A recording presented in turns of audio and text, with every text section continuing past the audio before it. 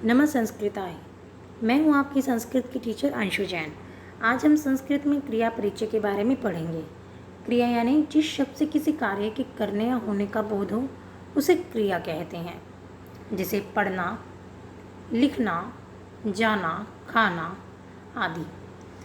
संस्कृत में हम इन क्रियाओं के मूल रूप को, बेसिक फॉर्म को हम धातु कहते हैं। जैसे पढ़ना को हम पठ कहते हैं, लिखना को लिख कहते हैं, जाना को गम कहते हैं, खाना को खाद कहते हैं। और इसके विभिन्न प्रयोगों को हम धातु रूप कहते हैं। जैसे हमने शब्द रूप के बारे में पढ़ा था कि शब्दों के विभिन्न प्रयोगों को हम शब्द रूप कहते हैं, ऐसे ही धातुओं के क्रियाओं के विभिन्न प्रयोगों को हम धातु रूप कहते हैं। धातुओं के रूप पुरुष के अनुसार चलते हैं। जैसे आप इंग्लिश में फर्स्ट पर्सन, सेकंड पर्सन और थर्ड पर्सन के बारे में पढ़ते हैं। संस्कृत में इन्हीं पर्सन्स को हम पुरुष कहते हैं, जो कि इंग्लिश की तरह ही 3 टाइप्स के होते हैं। ये तीनों पुरुष तीनों वचनों में चलते हैं। ये देखिए, प्रथम पुरुष, मध्यम पुरुष और उत्तम पुरुष। आपको बस इतना याद करना है, उल्टा लिखना है। प्रथम पुरुष यानी कि थर्ड पर्सन, मध्यम पुरुष यानी कि सेकंड पर्सन और उत्तम पुरुष यानी फर्स्ट पर्सन। इतना आपको याद रखना है। फर्स्ट पर्सन यानी कि आई, माय, मी, वो उत्तम पुरुष में आएगा। सेकंड पर्सन यानी कि तुम, तुम्हारा, योर, योर्स, वो मध्यम पुरुष में आएगा। प्रथम पुरुष में ही, शी, इट, ठीक है, वह। तो अन्य पुरुष जिसको हम बोलते हैं थर्ड पर्सन, वो हमारा प्रथम पुरुष में आएगा। इतना आपको याद रखना है कि संस्कृत में ये उल्टा हो जाएगा।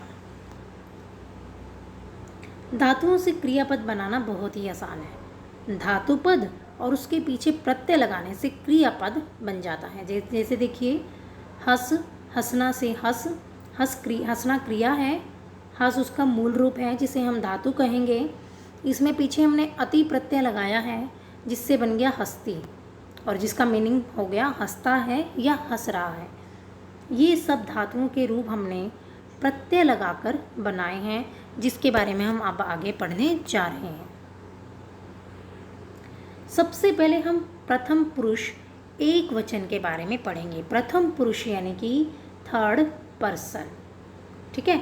जो आप ही, शी और इट पढ़ते हैं वो इसमें लेना है, ठीक है।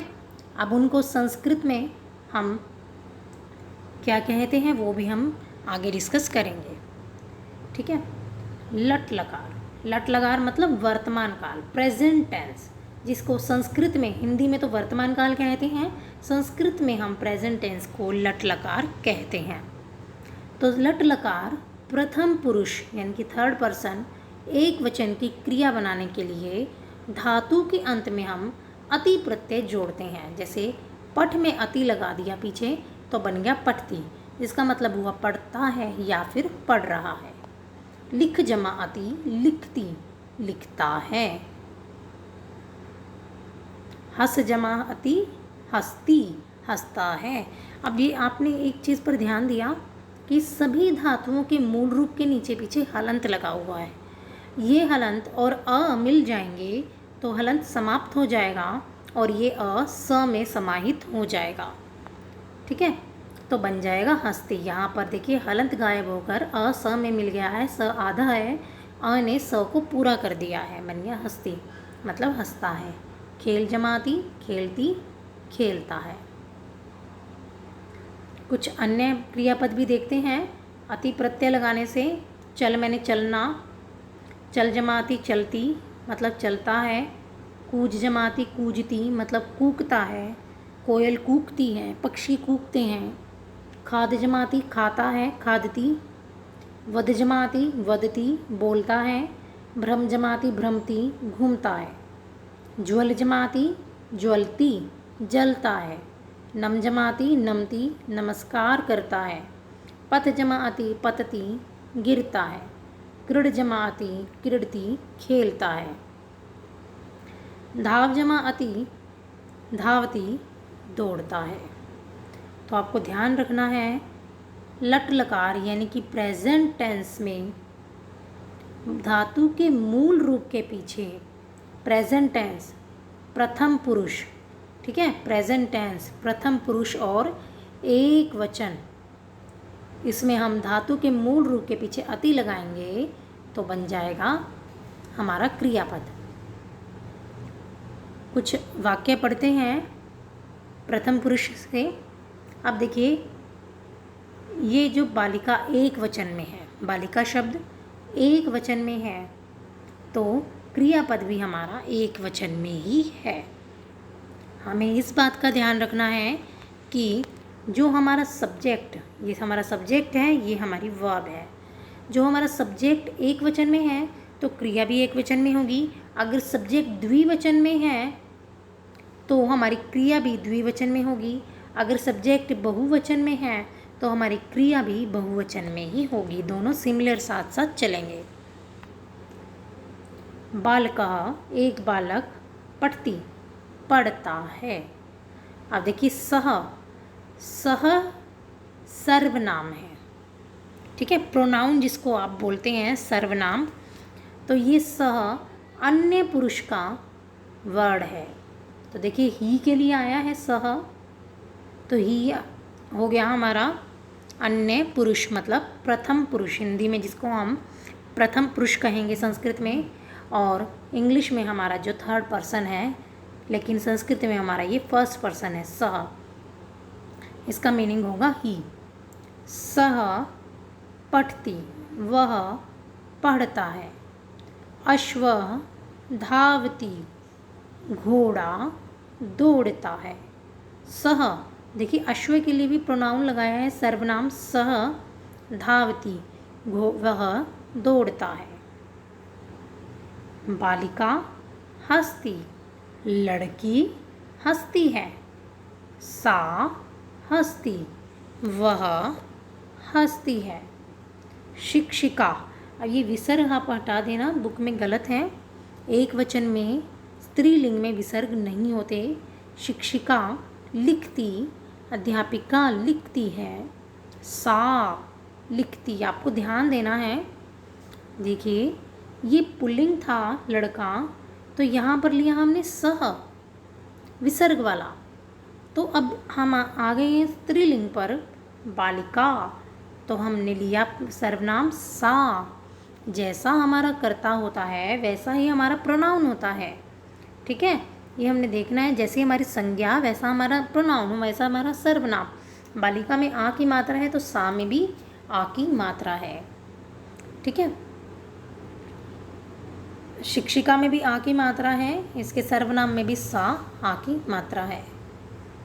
देखिए, पिकह कूजती, कोयल, पिकह मैंने कोयल कूजती है। पिकह में देखिए विसर्ग है तो उसका सर्वनाम भी सह होगा।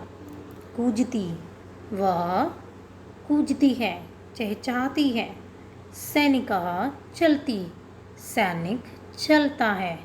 सह चलती, वह चलता है। छात्रः क्रीडति, क्रीड यानी खेलना, छात्र खेलता है। सह क्रीडति, वह खेलता है। दीपः ज्वलति, ज्वलति मैंने जलना। स ज्वलति, वह जलता है। चित्र में कौन क्या कर रहा है संस्कृत में लिखिए। देखिए, सूर्य, सूर्य उदय होता है तो हम यहाँ लिखेंगे सूर्य उदयति, सूर्य उदयति, ठीक है। बालिका खेलती, बारिश में खेल रही है, ठीक है। मेघ, देखिए बादल है, बादल को मेघ कहते हैं। मेघ वर्षति, बादल बरस रहे हैं। मृग हिरण चरती, हिरण घास चर रहा है। सिंह, शेर को सिंह कहते हैं संस्कृत में। गर्जती, शेर गरज रहा है।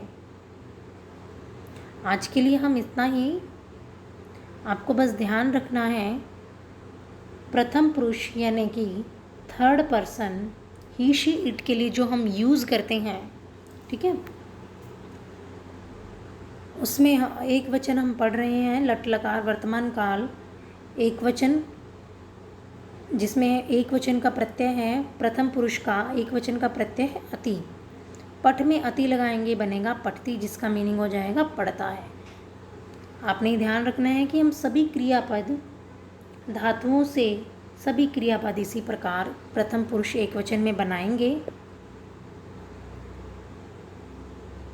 सभी एक वचन शब्दों के साथ इसी तरह से क्रियापद लगेंगे। अगर हमारा कर्ता एक वचन में है तो क्रियापद भी एक वचन में ही होगा। अगर कर्ता द्विवचन है तो क्रियापद भी द्विवचन होगा। अगर कर्ता बहुवचन है तो क्रियापद भी बहुवचन होगा। आज के लिए बस इतना ही। धन्यवाद।